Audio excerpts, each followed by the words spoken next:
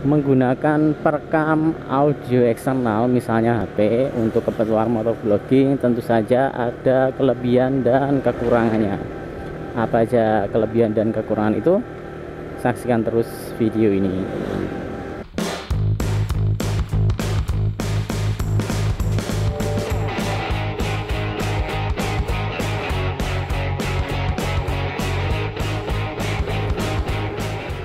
Halo semuanya, selamat datang di Motovlog Jogja. Dan kali ini saya akan membahas tentang kelebihan dan kekurangan ketika kita menggunakan perekam audio eksternal untuk keperluan motovlogging. Misalnya menggunakan HP itu ya, seperti yang telah saya tunjukkan pada tutorial saya di video saya yang lalu.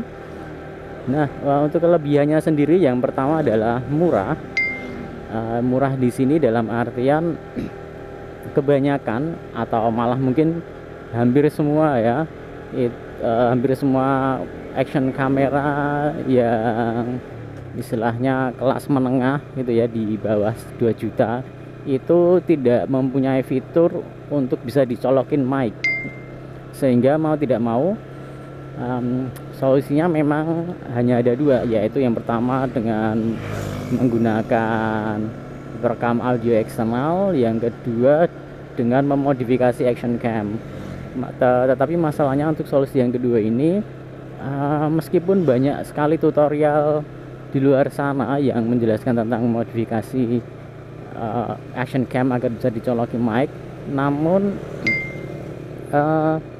prosesnya sendiri sangat susah, terutama bagi orang yang awam tentang elektronik seperti saya, dan resikonya juga tinggi karena kalau salah dalam mensolder ya komponen elektronik di dalam action cam, itu nanti resikonya bisa merusak action cam itu sendiri. Sementara jasa untuk melakukan modifikasi itu masih sangat jarang.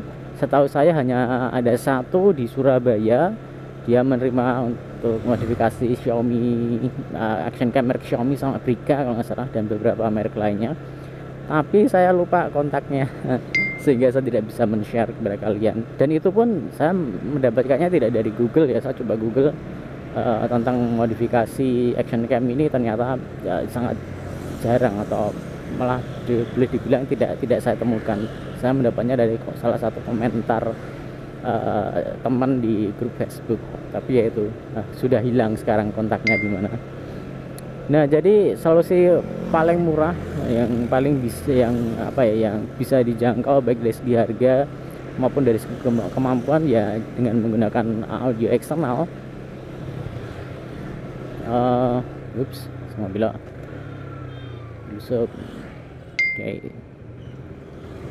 Oh, sorry. Ini saya kemana ini ya? Oke. Kelebihan yang kedua adalah fleksibel. Fleksibel ini dalam artian kita bisa istilahnya menempatkan mic ini, karena data audio yang terekam itu kan terpisah ya, bisa dipisah antara audio dari action cam dengan audio dari HP. Maka kita bisa sih menggunakan audio atau audio dari HP ini eksklusif hanya untuk suara apa istilahnya, suara kemana nih, sana. Oke, hanya untuk suara voice kita aja gitu, dialog kita atau monolog kita gitu ya. Sementara audio dari HP kita bisa sisipkan nanti untuk merekam suara motor dan suara sekeliling kita gitu. Dan apabila kita menggunakan beberapa sumber audio, misalnya beberapa HP gitu ya, kita bisa semakin lebih bagus lagi. Jadi mic yang satu kita taruh di dalam helm, mic yang kedua kita taruh di dekat knalpot, sehingga kita bisa membuat semacam efek dinamis antara kita ngobrol, terus kita suatu saat di bagian video lain kita keraskan atau kita lantangkan ya suara dari knalpot gitu. Atau alternatifnya kita bisa pasang 2 mic, selain 3 mic maksud saya. Yang mic yang pertama itu ada di helm, mic yang kedua ada di sisi kanan motor, mic ketiga ada di sisi kiri motor. Itu kita bisa mengeditnya menjadi ya efek stereo ya, dengan membuat apa namanya hasil editing kita nanti menjadi dengan efek stereo yang lebih mantap gitu. Namun ya ada kekurangan juga, yang tadi itu dua kelebihannya ya. Sekarang kekurangannya yang jelas pertama adalah ribet ya untuk men-setupnya. Sebenarnya untuk men-setup aspal akhirnya. Jadi untuk men-setup audio untuk keperluan motovlogging yang istilahnya hanya daily ride aja, sebenarnya nggak terlalu ribet ya. Misalnya saya dari rumah ke kampus atau kampus ke rumah itu paling tinggal setup sebentar, semenit 2 menit langsung jalan, nggak masalah gitu. Tapi ya akan menjadi masalah kemudian ketika saya perlu menghentikan dan memulai lagi proses perekaman di tengah-tengah.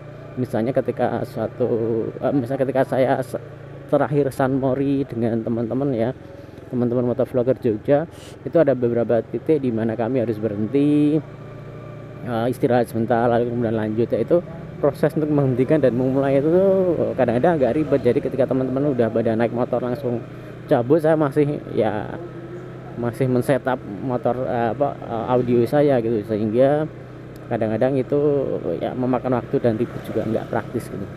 Ya yang kedua adalah ribet dalam hal mungkin manajemen file sama proses editingnya ya. Meskipun seperti yang sudah saya jelaskan di video saya yang lampau, proses editing atau sinkronisasi antara audio dari HP atau dari alat perekam eksternal dengan audio dari action cam itu sebenarnya sangat mudah sekali, tidak sulit. Tapi ya mungkin bagi beberapa orang yang belum tahu ini bisa jadi ada satu yang ribet dan sulit. Dan kalau kalian belum tahu ya bolehlah cek video saya ya, di more info, tombol more info ya. Oke, ya saya kira itu adalah kelebihan dan kekurangan dari penggunaan alat perekam eksternal ya. Masing-masing ada dua. Tentu saja mungkin ada kelebihan dan kekurangan lain yang lupa belum saya sebutkan. Boleh teman-teman tambahkan di komentar. Dan kalau kalian suka video ini jangan lupa dijempolin, jangan lupa pula dibagi-bagikan ke teman-teman yang lain karena berbagi itu indah. Dan jangan lupa pula untuk mensubscribe karena subscribe itu gratis. Oke, saya cukupkan sekian video ini dan sampai jumpa di video-video saya yang selanjutnya.